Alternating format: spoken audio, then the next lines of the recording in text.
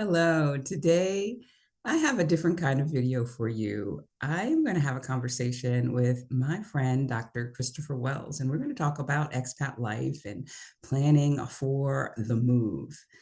Thank you so much for joining me today. If you're new here, welcome. My name is Patricia Brooks, and I am an American living in the south of France and have been for 7 years.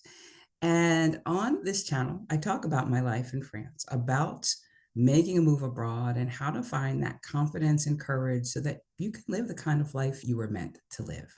And today, I have a wonderful guest, and his name is Christopher Wells. Christopher, would you like to share a little bit about yourself? I am also an American, and hello, Patricia. It's great to see you, as always. We actually presented together in Valencia, let's see, in October last year. So this is a continuation of our conversation that started long before that.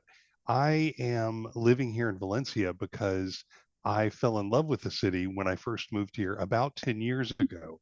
And then I moved back to the States, and then I moved back here. So I've been living here since 2021 and really appreciate the quality of life. And I share what I've learned with folks who want to move abroad through a monthly meetup on my website, cleverexpat.com. Yeah. Yeah. And so this history that you have, you said that you moved to Spain twice. So you've been through a lot in terms of planning to make the move, acclimating, moving back, and and then moving again. What was that like? Well, there's nothing quite like learning a language twice because you've forgotten it in between one set of years and the other. Moving the first time here was an incredible experience that was very freeing. I waited until a particular time in my life had been reached and it was the right time for me to move. So, what I did is I planned literally for 3 years to move abroad. And then when the time arrived, I was able to do what I wanted to do without a lot of, without a significant amount of stress that I know other expats have experienced. So planning was a big part of it. I also was able to sell my home, sell my car, sell everything, and transfer my life to another country with kind of a minimalist mindset in that. And I feel like it's been reinforced when I moved back here in 2021. That was a wonderful opportunity for me to also simplify my life once again. So I feel like I have really big simplification muscles, if you know what I Yeah, mean. Like, yeah, because doing it twice, absolutely. For me, it was I downsized. I got rid of just about everything except for a few sentimental things that I didn't really know what to do with. And they were just remnants that were there like a week before I was supposed to get on the plane. And they were causing me stress. And so what I did and what I advise people not to do is I got storage for just a few things. And of course, they had the low introductory rate. So I was like, oh, that's not too bad. I can handle that. After 6 months, that crept up, and after a year, crept up a little bit more. And so I wish I had done some things differently around that. And we'll talk about that, I guess, a little bit later. But simplification was my was the name of the game for me as well. I hadn't thought about, oh, I'm going to ship a whole lot of things, and I think it served me well. well, and I feel like for me, that whole process of downsizing, I had what I like to call my "I'm not dead yet" estate sale, and sold, really sold everything. And I chose to do that because I realized that the things that I had in my home were holding me back. And Mhm. so being able to simplify, to eliminate, to get rid of some of those anchors that I had and compartmentalize them into literally a single box made it much more doable for me to move abroad, without a doubt. Yeah, you talk about anchors and having them things hold you back. I think that we don't necessarily realize, the energy or the weight that the things that we have collected, over the years that we've wanted and thought would bring us happiness, just do weigh us down and can become, as you say, anchors. Well, and we talked about that on our live stream a little bit ago. We were talking about the 5 blocks for moving abroad, and those sentimental items, the mental weight that they carry in our lives is comforting, but at the same time, it's also, in many cases, something that keeps you from saying, you know what, I can just leave that behind and go on with my life. Mhm. And Yeah, I feel like a lot of people are trapped by looking at their home and saying, oh my gosh, I've got so much stuff and I don't know what to do with it. And it's easier just to stay in my same pattern of life. And what I encourage folks to do is figure out with some tools, figure out what you have, what you can get rid of and release, and what you can do with the things that you want to take with you.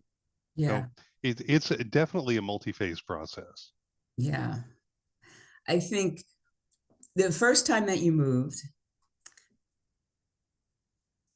was the downsizing process different for you than the second time? And this is a two-part question. And how did that impact your ability to either hit the ground running or to settle in and feel like Spain was your home? That's a great question, and both parts of it actually. So the first part is, did I feel like I was more prepared to move abroad the second time as opposed to the first time? Well, the first time I definitely had more possessions, I had more space, all of those things, and it was a lot of work to figure out how to get rid of everything.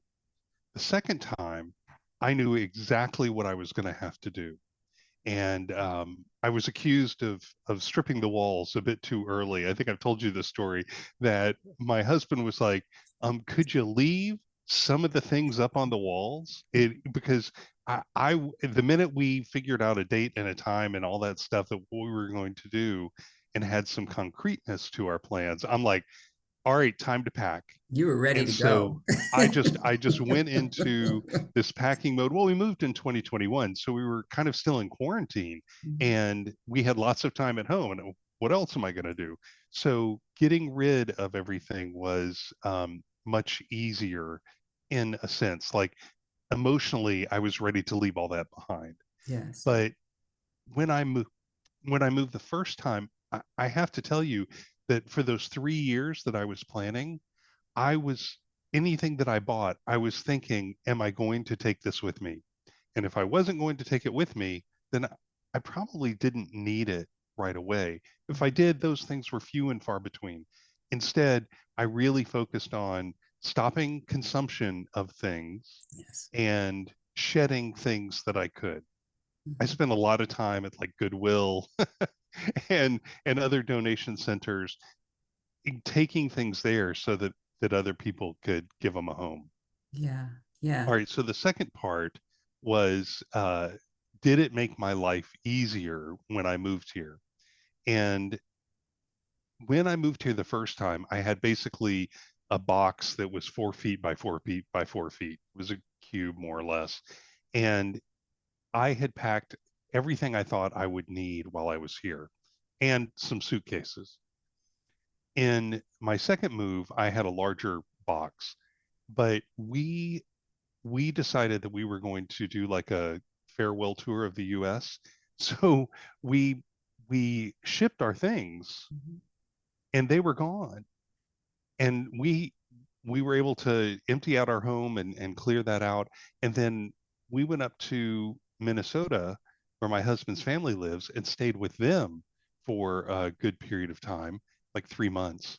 And when all of our paperwork was done, then everything moved so much more smoothly while our things were in transit. And we had found a company that would allow us to have storage there too.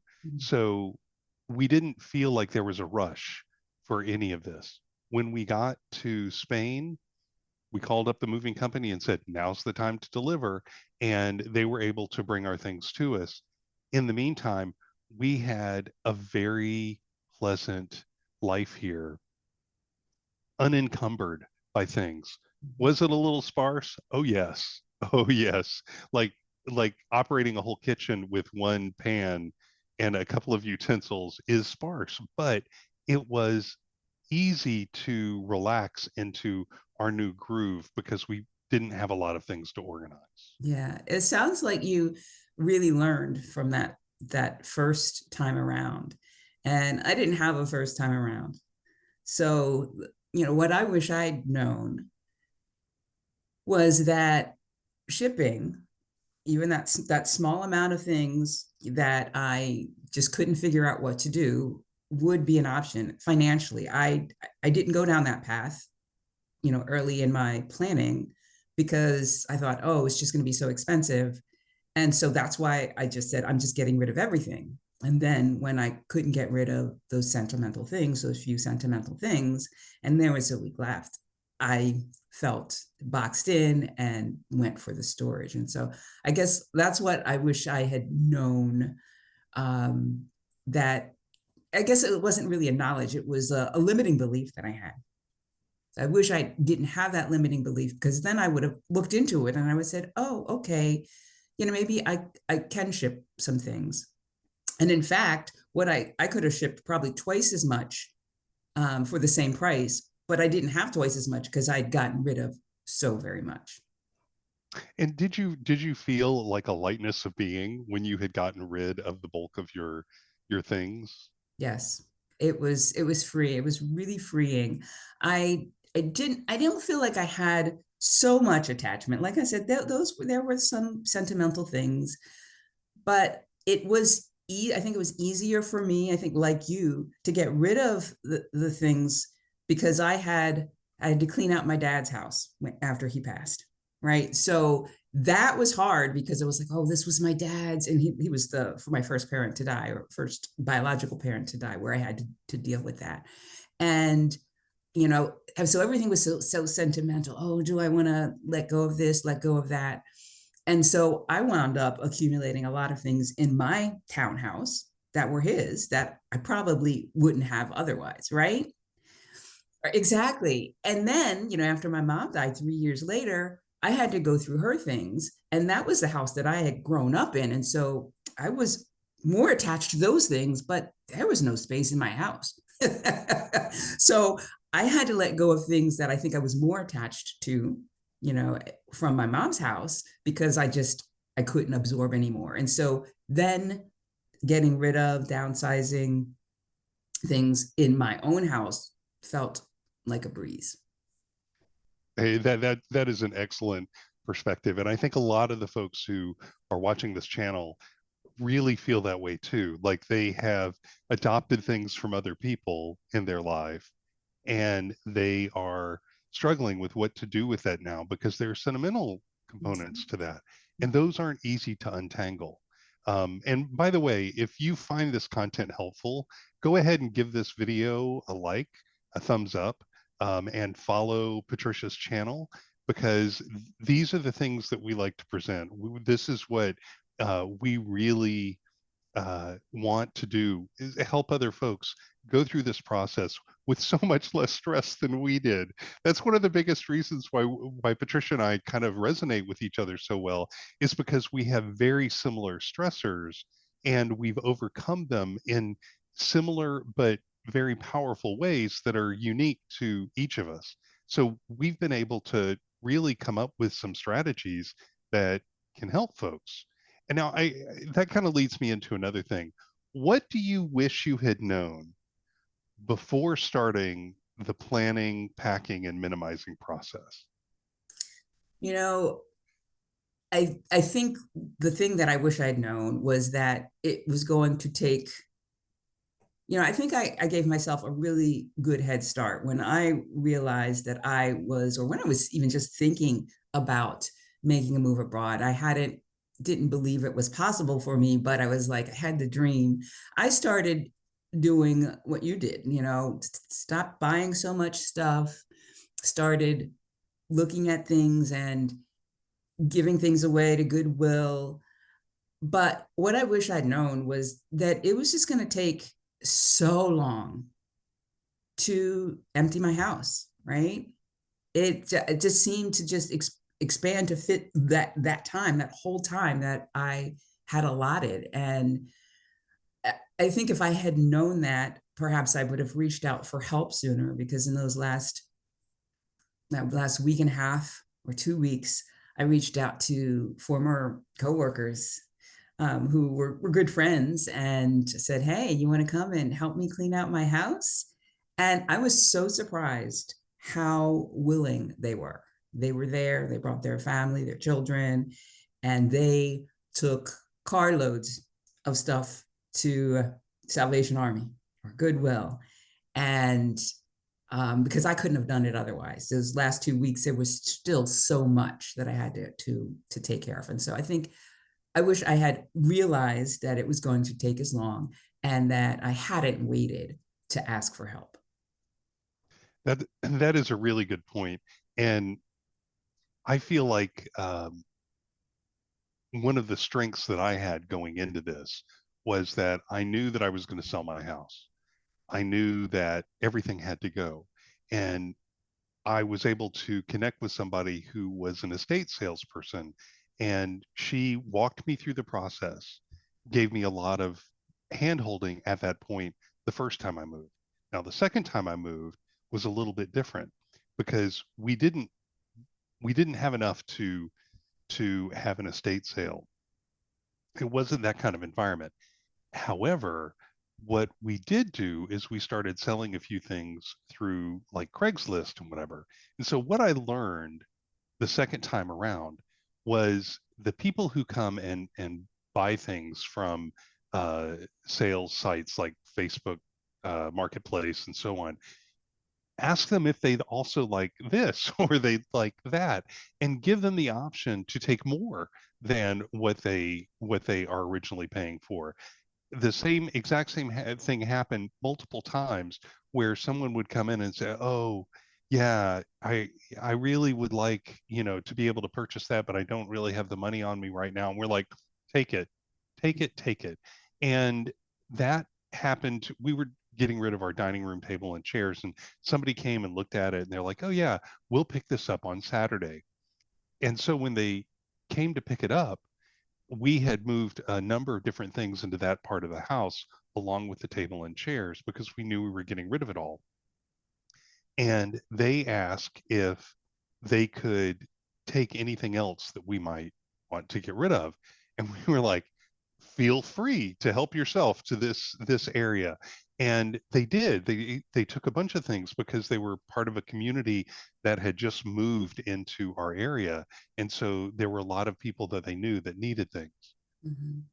Finally, the last day arrived, and we had packed up all of our stuff into our box and it had gone. We One of the people who came to pick up our table said, "I've got a friend who just moved to the States." And we were like, "We have everything you need for a home for this person." Yeah. We had, but what do you do with a half open box of laundry detergent when you're moving out of the country? What do you do with your vacuum cleaner that only works on US currency?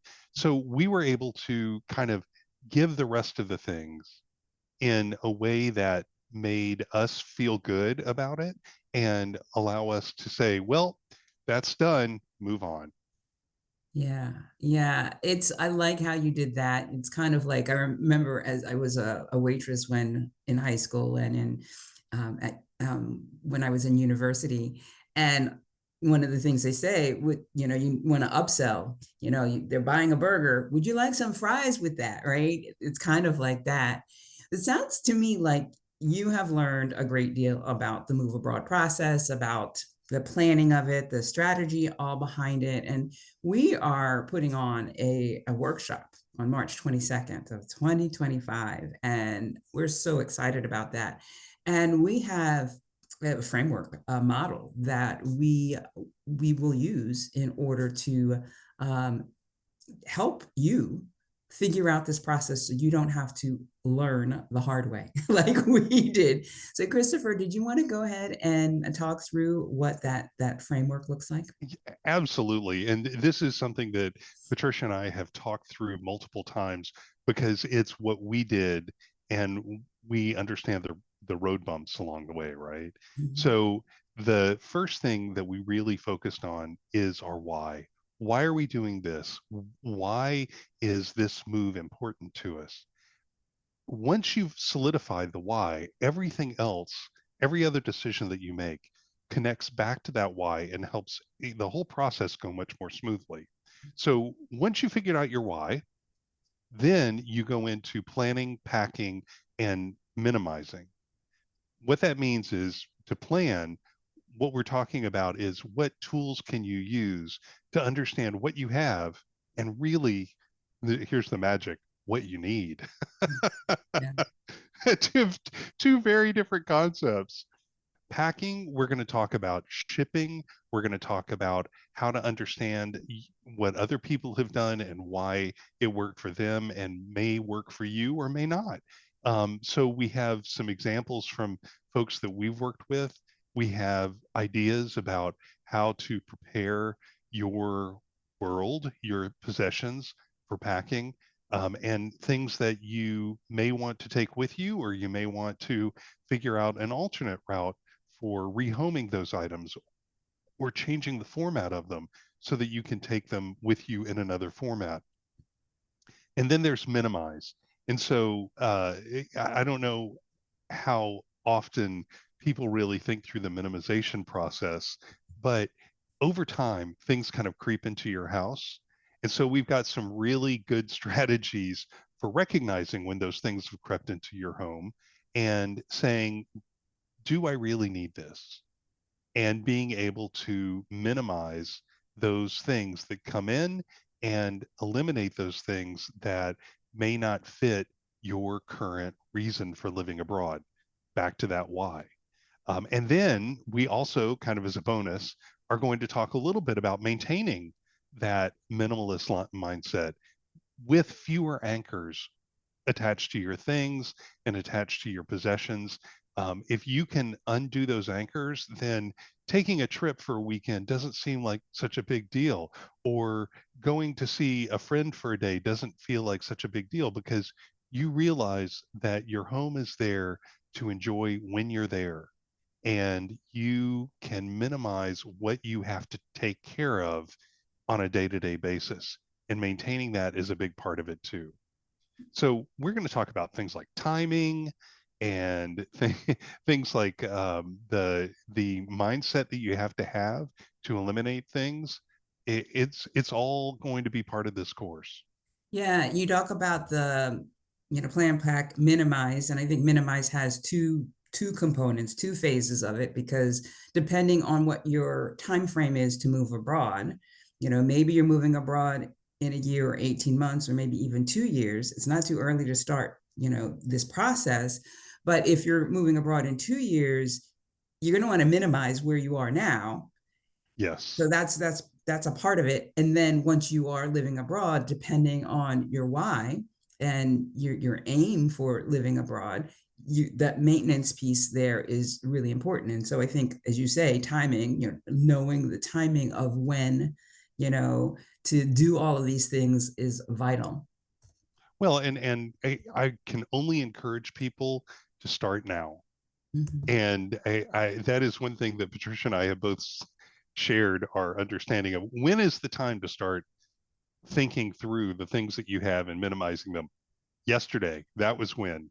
Mhm. So start today, because those things can be a burden to prevent you from moving abroad if you start getting into the habit now, because it's an iterative emotional process of unloading things. You can't do it all in one day necessarily. you need to take time to do it. So starting now, start with our course, get your feet on the ground with this process, and it will change how you look at moving abroad. Yeah. How could people find out about how to register for that? So there's going to be a link down below, but we have within the my website, cleverexpat.com, there's a link up at the top that takes you right to this workshop. And what we'd really like to hear now is from our audience. Like, tell us in the comments some of the things that you're most challenged by. Are you most challenged by the planning process, by the packing process, by the minimizing process, or all three? We'd love to hear your feedback because it'll only make us more informed about what we can present in future workshops and courses. But it's on cleverexpat.com, and there's a link up at the top that takes you right to the workshop information. Yeah, yeah, it's going to be great. It's going to be absolutely great. So, Christopher, you moved abroad twice. How has moving abroad changed your perspective on possessions? Wow. Um, it has made me less likely to purchase things kind of spuriously, kind of on a whim, or just a notion or an urge. Um, I I rarely purchase things unless I'm going to use them or consume them. So yes, I may want that particular appliance, but unless that appliance has a use, a regular use, weekly, daily, monthly, then it doesn't come into my home. I will figure out another way to get that, whatever it is. Mhm. So I have been much more focused on the things that really um, impact my life on a much more regular basis. I'm not buying cookware. I'm not buying, and cooking seems to be a big thing with me right now. I'm not buying cookware. I'm not buying office supplies. I'm not buying things unless I'm going to use them on a daily basis, and it's exactly what I need. And that has been a big change from where I was in the US, because in the US, I felt like um, I was buying things that, oh, that's nice to have, but am I really going to use it? Sometimes yes, and sometimes no. So now I don't have those kinds of discussions as much in my head. I just say, is this something that I'm going to use on a daily basis or a weekly basis? And if it's not, then I really need to think twice about whether I'm going to spend my money on that. Yeah. Now, when you moved to France, you started in one city and then you moved to another place. Mhm. Did your minimization help you in that process? Yeah, it did. I stayed in a vacation rental by owner in Perpignan, my first city, and so I didn't have furnishings. I had, I did purchase a printer because I needed that because of all of the it. France loves paper. Oh, Spain does too. Paper signatures and stamps. Yep, it's got it. They love it. So I did, get some things that, I needed, but I had not spent a lot of money. Hadn't spent a lot of money on things for not necessarily because I had in mind that I was going to make another move, but more about, oh, I was living off of my savings. So I needed to be frugal. Yeah. Um, I think now, and so it definitely helped. I thought about finding storage for the couple of months that I went back to the States to renew my visa. But my friend Jordy, he has a basement in his apartment and he offered to store that. And that just worked out so well. That was a lifesaver. But then when I moved to where I am today, I finally had my things shipped to me, which I was delighted to get, 2.5 years after the fact. It was like, oh, look at this, look at that. It And was like Christmas, wasn't it? yeah, it was. And one of the reasons I did that was because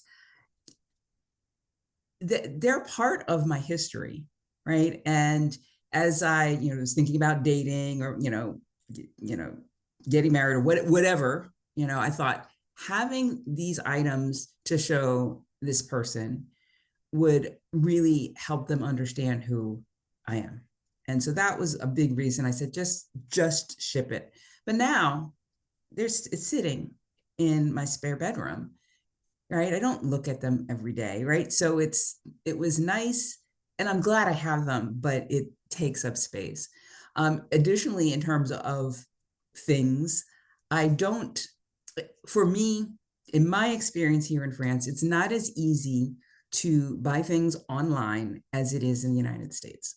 Like if I really need to, I really have to want it because the whether or not I'll receive it or I'll have to go chasing down my item, that's stressful. And so that helps to curb what I purchase. In addition to, I really haven't found my clothing stores here, at least not in my area, not in Perpignan.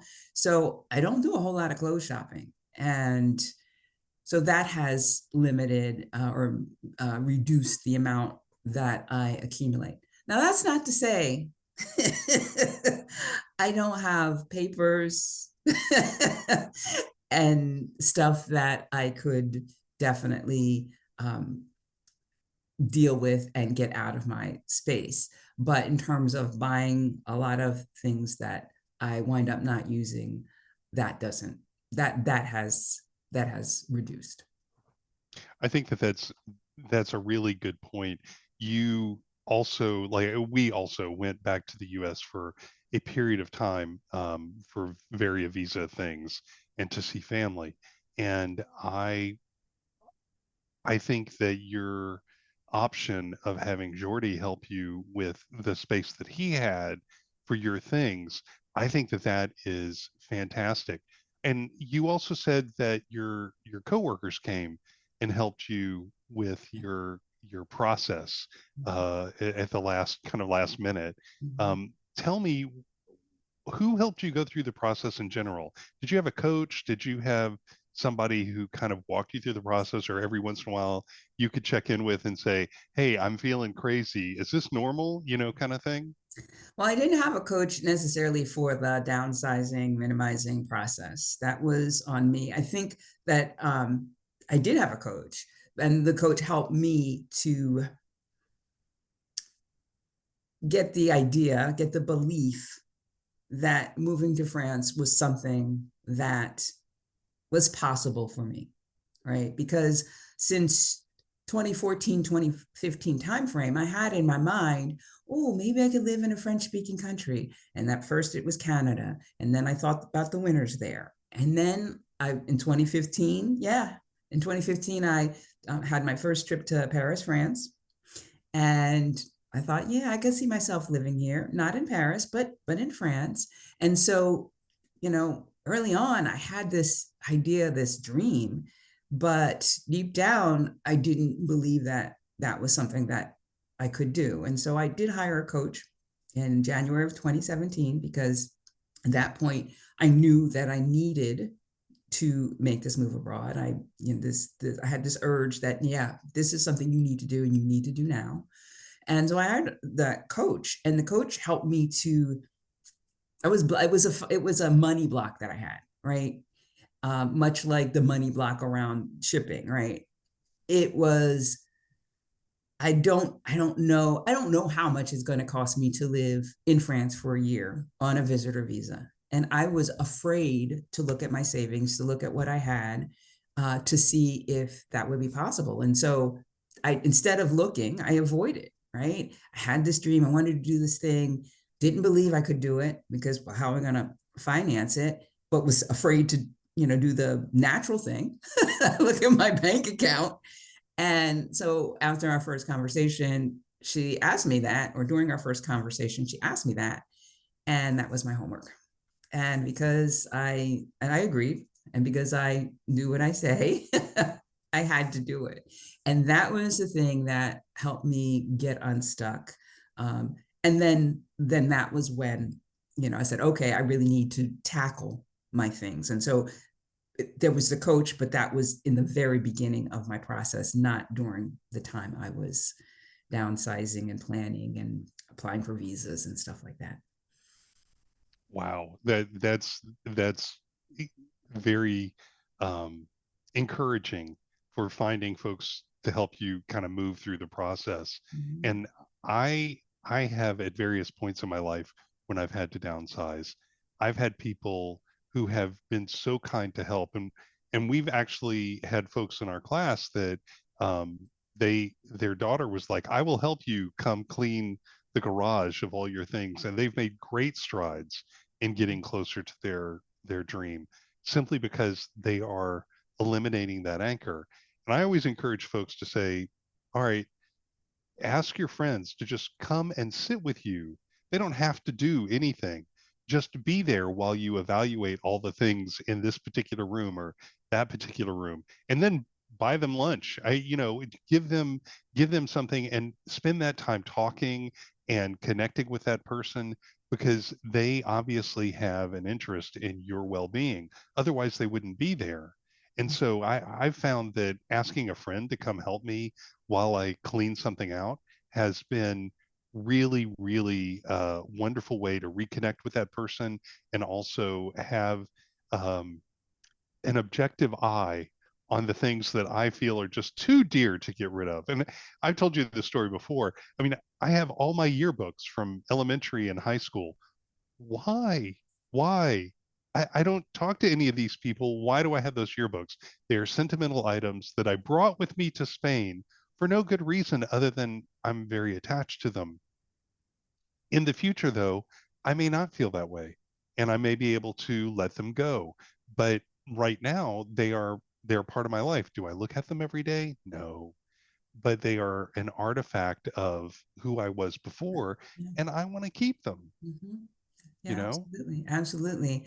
I want to share, when my friends came to help me uh, get rid of stuff in those last couple of weeks, it was a real nice bonding experience, and it made me feel loved.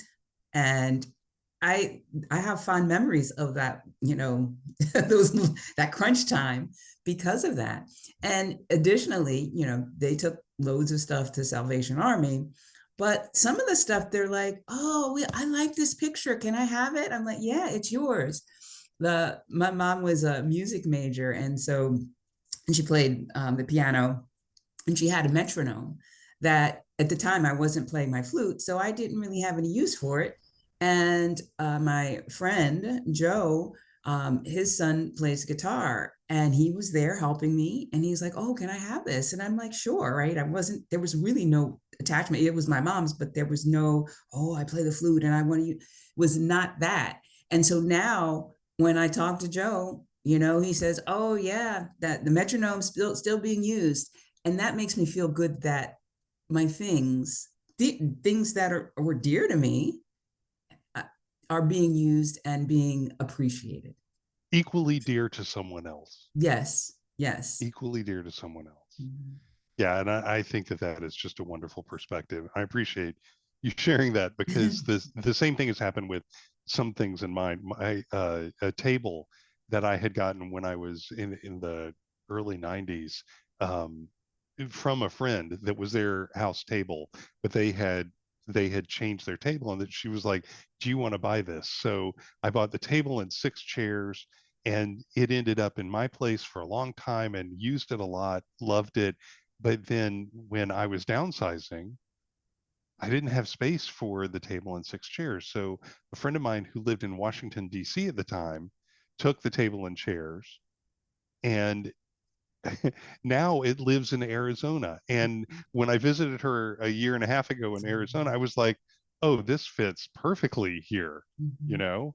Like you have done so much to make this table again a treasured part of someone's home.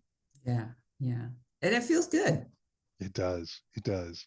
So I have kind of one final question for you, and that's Look at this. you smiling. It must be a good one. Well, because it's worth thinking about. Like, what percentage of your possessions had did you eliminate before you moved abroad? It was a lot.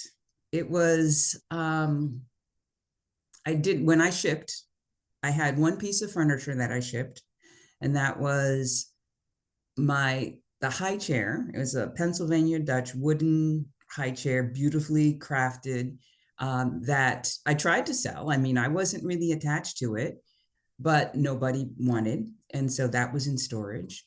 So that was the one piece of furniture. So I got rid of all of my furniture.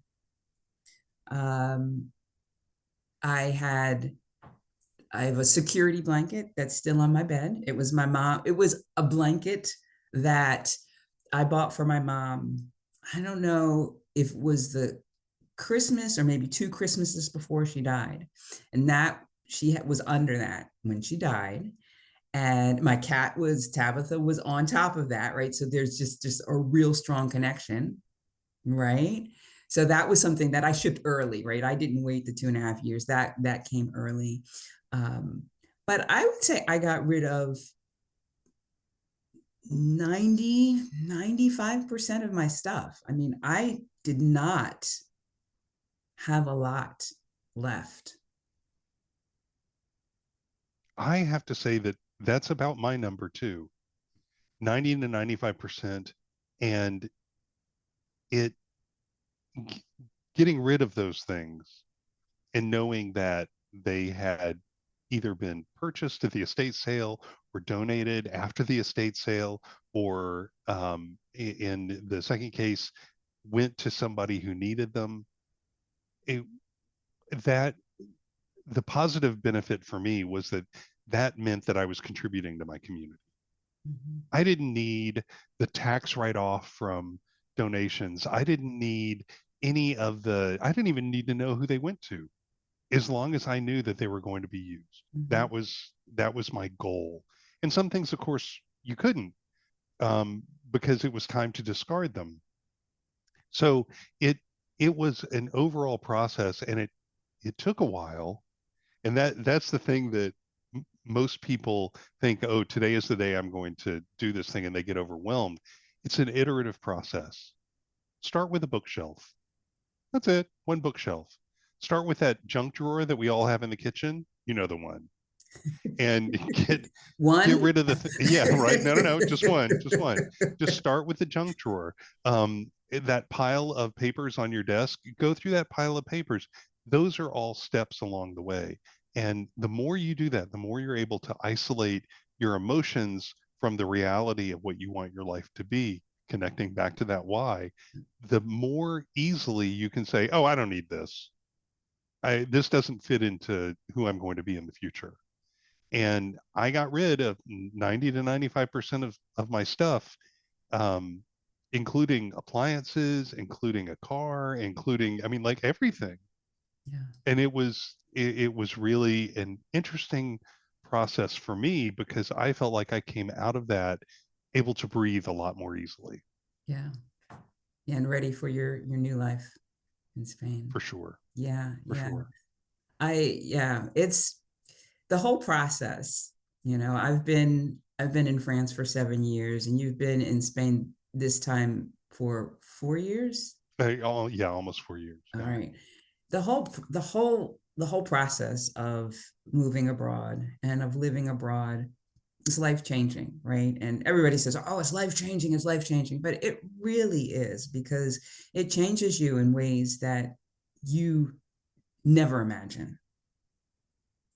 And for me, one of the things that is a key core value for me is personal growth, and there is personal growth, a For lot of sure. personal growth the in in the getting rid of things, as we've been talking about, but then also in getting set up and making friends and learning a language and all of that.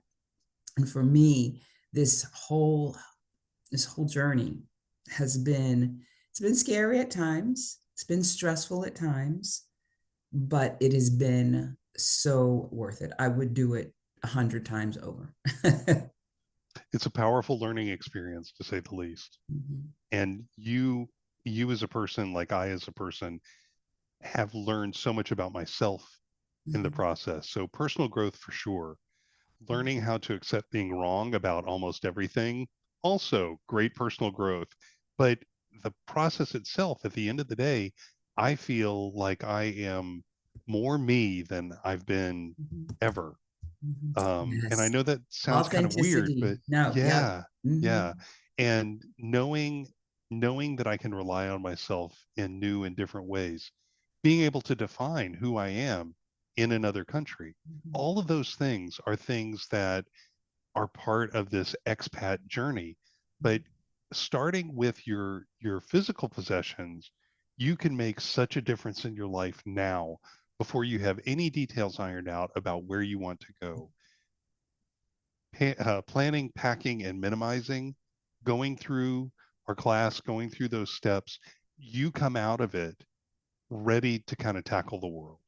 Yeah, absolutely. So if you're planning a move abroad and you are in the process of, or maybe you're just been thinking about getting rid of your things, then this workshop is for you. Plan, pack, minimize for moving abroad is going to take place on March 22nd, 2025 from, did we say 10:30 a.m. Eastern to Yes, 1 p.m. Eastern? And when you join us live, you'll have the opportunity to ask us questions. We're going to set you up with a nice workbook that outlines all of the steps, and we'll give you pick a place to jot down thoughts. And it's going to be well worth it. So sign up today because there's not much time left between now and March 22nd. It will be that's here right. before you know it. And you can do that by going to thecleverexpat.com and clicking on the link at the top right to register. Anything else you want to share, Christopher, before we sign off? Well, it's as always, it's a pleasure to talk to you, Patricia. And I really hope that the folks who watch this video understand that we're excited to help folks move abroad. We're thrilled that people are listening to what we have to say and understand that maybe a little bit of coaching is what they need to get over the hump of figuring out what a life abroad looks like. We are thrilled to help folks go through that. And I for one am super excited about this workshop. And I know you are too, because we talked about it regularly, but we have planned so many things to make the whole idea of managing your things, your personal items, so much easier. Yeah, yeah. Well, thank you, Christopher, so much for joining me today.